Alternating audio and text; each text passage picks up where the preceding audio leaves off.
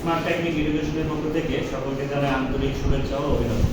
আজকে আমরা নবম দশম শ্রেণীর গণিত বিষয়ে অনুশীলনী 9.2 এর পর্ব 11 নিয়ে আলোচনা করব। পর্ব 11তে আমাদের পাঠ্য বইয়ের অঙ্ক আমরা 20 নম্বর অঙ্কটা সমাধান করব। 20 নম্বর অঙ্কটাতে কি বলছে? cos a minus sin a divided cos a plus sin a equal √3 minus 1 divided √3 plus 1। আসলে সমাধান মানে সমাধানটা কিসের সমাধান করব?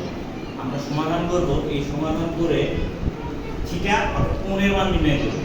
আমরা ত্রিকোণমিতিতে যতগুলো সমাধান করব এই সমাধানে সবসময় আমরা কোণের মান নির্ণয় করব। এখানে কোণ হিসাবে আছে a, অন্য অঙ্কগুলোতে থাকতে পারে আমাদের কোণ হিসাবে থিটা, কিন্তু আমরা সমাধানে আমাদের জানতে হবে আমরা সমাধানে কিসের মান নির্ণয় করব। আমরা সবসময় সমাধান করব সমাধানে কোণের মান নির্ণয় করব।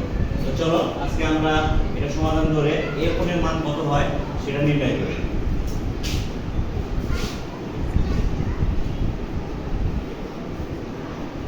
প্রদত্ত সমীকরণ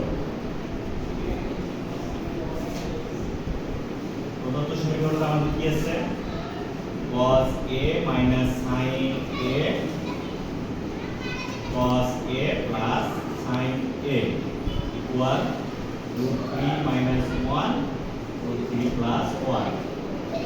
এটা আমরা সমীকরণটা আমাদের দেওয়া আছে। এই সমীকরণ থেকে আমরা এখন কি করতে পারি? এই সমীকরণ থেকে আমরা এখন একটাই কাজ করতে পারি, সেটা হলো যোজন বিয়োজন। যোজন বিয়োজনের অর্থ কি? যোজন অর্থ হচ্ছে লবটা আমরা দুই জায়গাতে লিখব। লবটা এই লাইনের পরে আমরা দুই জায়গাতে লিখব, অর্থাৎ লবটা হরকেও বসবে লবতেও বসবে। তারপরে হরটা প্রথমে হবে যোগ লবের সঙ্গে, তারপরে হবে লবের সঙ্গে বিয়োগ। এটা হচ্ছে যোজন বিয়োজন। দেখো যেহেতু সমাধান করতেছি বা দিয়ে লেখা শুরু করলাম, আমরা যোজন বিয়োজন করব। cos a minus sin a আমরা লবটা দুই জায়গাতে লিখব, cos a minus sin a। এবার হরটাকে প্রথমে আমরা যোগ করে দেব, cos a plus sin a।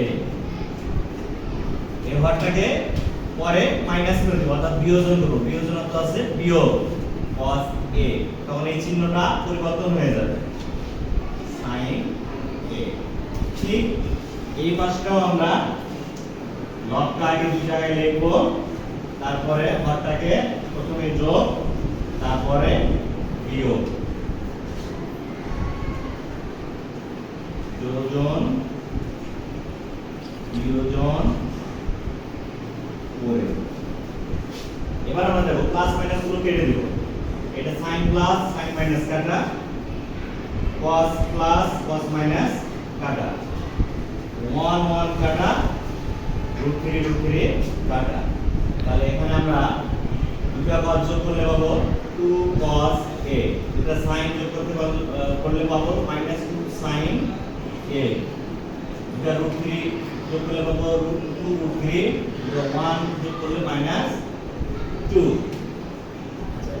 a2 কাটা, a2 কাটা, তাহলে এখানে আমাদের থাকবে cos a by sin a equal -√3।